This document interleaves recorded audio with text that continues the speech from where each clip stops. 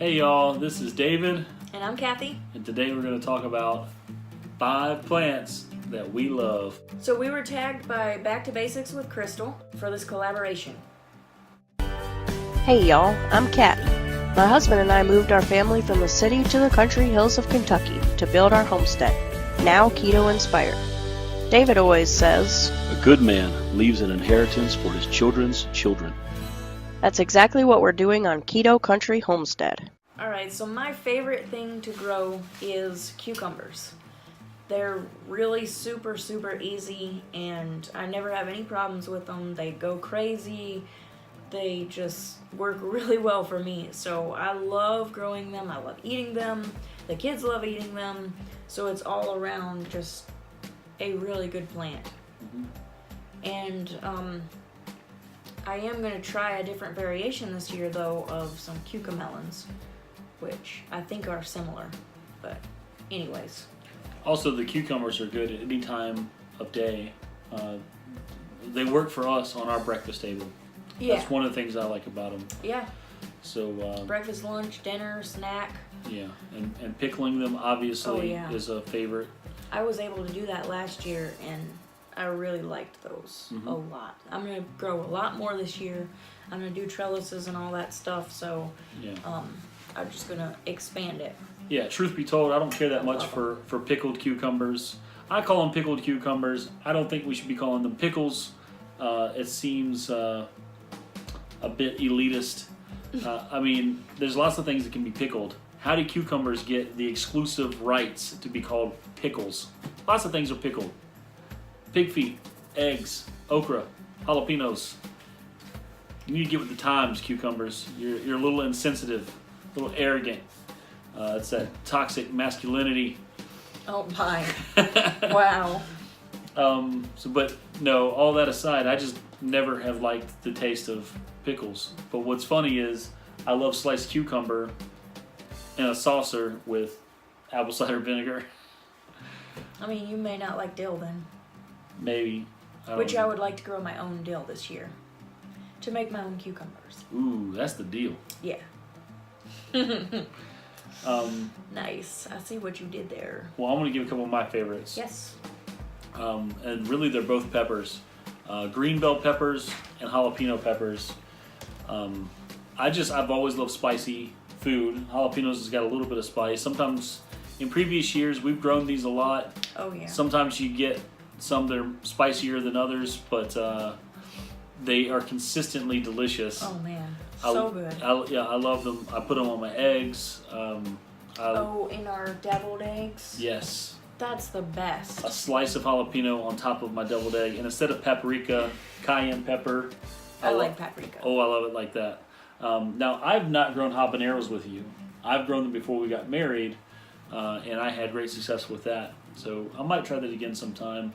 I'm not super interested in it, though, because I don't think anyone in my house would enjoy it.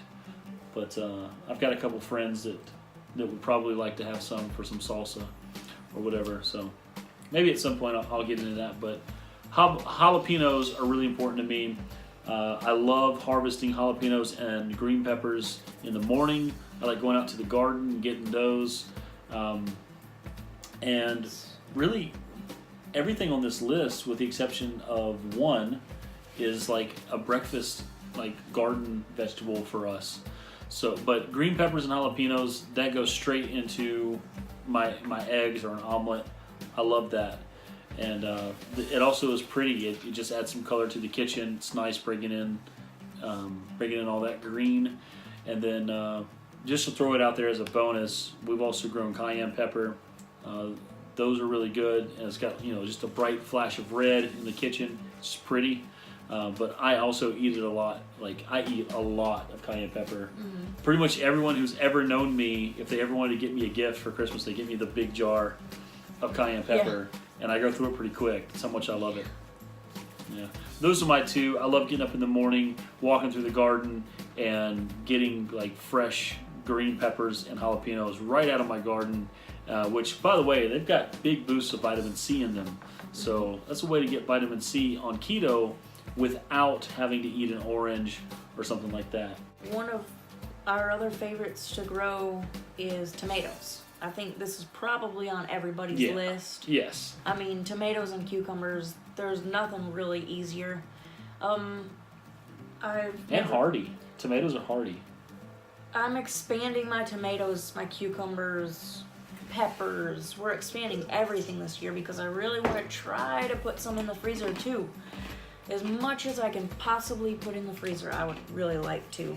When we first moved here, we canned a lot of tomatoes We did in the form can- of spaghetti sauce, Yes. chili, and canned tomatoes. Yes, we did, and I would like to do a lot more of that this year. Yeah. I watch Living Traditions Homestead, and they blow me away on their garden, their canning, their pantry. I want to be like them. I don't have space to be like them right now, but one day I'll have a huge pantry and be able to fill it with all my canned goods. For now, we practice and we do what we can. Yeah. But tomatoes, I usually get like the better big boys or whatever from Walmart. I think this year I'm gonna order from either MI Gardener or Baker Creek Seeds, maybe both. I gotta get that order in like Monday. Yeah, Better Because- Boys are a solid breed. They're really good. Yeah. But I'm starting from seed this year, so I need to. These packs of seeds, well, most of them, I got these on clearance at the end of last year, but most of them are like $1.50 per pack and stuff. MI Gardener, he sells his for 99 cents or $1 a pack, so I'm gonna try that this year. I think, and they're better quality because they're organic. Yeah. So tomatoes, cucumbers, bell peppers, and jalapenos.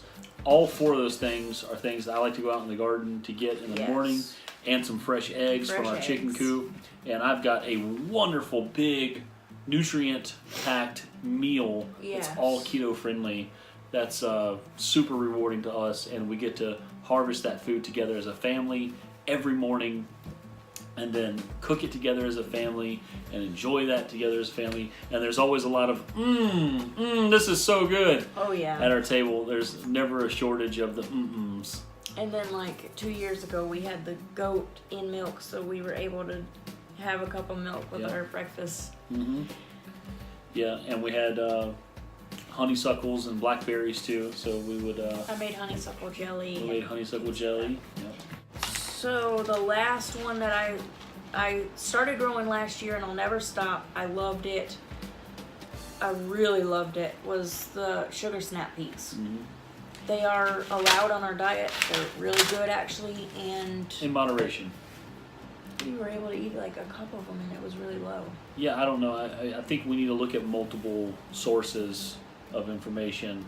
Sometimes nutritional information as it pertains to diet plans and recommendations, that data can get messed up and mixed around on different sites. So I only looked at one site, one app. I'd like to look at a few more before I said, yes, you can have a huge portion of this.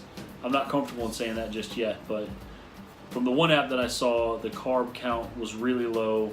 The glycemic index, I think it was 1, and it was for like a cup or half a cup, which is quite a bit. But usually when we have these on the table, I only eat a few. I like literally 2 or 3 is all I ever want. I like them. I'm not like in love with them. I could eat them all day You long. know, raw. I love them raw. But just straight out of the garden. I- So good. But if we're gonna cook them though, our favorite way to Oh, cook yeah. them is in a stir fry. Definitely. Everybody really loves good. that. Yeah. Yeah. I mean, I a little more than like them. Okay, I really should give them more respect. I feel like I'm dissing the snap peas. I should give them a little more respect. I do like them. Maybe a little bit more than like them. I'm in like with them. They Can we use were that? they were really easy to grow though last year, and I mean I kind of went a little crazy and bought like how many packs is this? 9 packs of them, but I plan to grow them on the front fence to give some privacy and coverage and just some food. Yeah. Okay, as a bonus, I'd like to talk about a few plants that we're going to miss this year.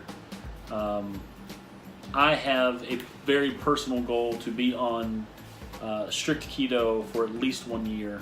I want to be able to say that I've done that.